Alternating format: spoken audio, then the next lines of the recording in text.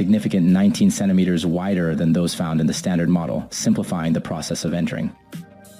The longer wheelbase not only enlarges space for passengers and luggage, but also accommodates a larger secondary battery. 85 kilowatt hours now sit in the undercarriage, marking an 8 kilowatt hour rise from the standard model.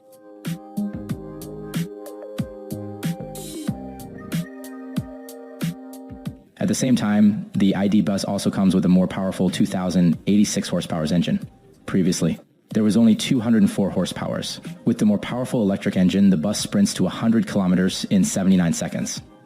The long version also comes with all-wheel drive. The ID.Buzz GTX is also a little more powerful and will have 3,039 horsepower in the future.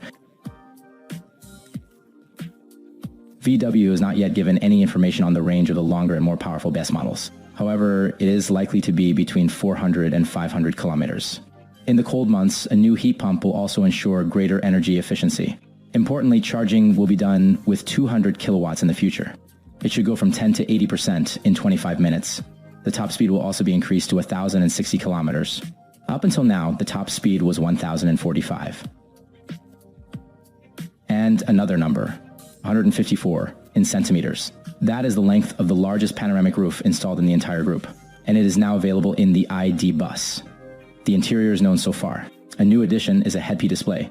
It is not yet clear when the Hanoverian 3-rower will arrive and how much it will cost.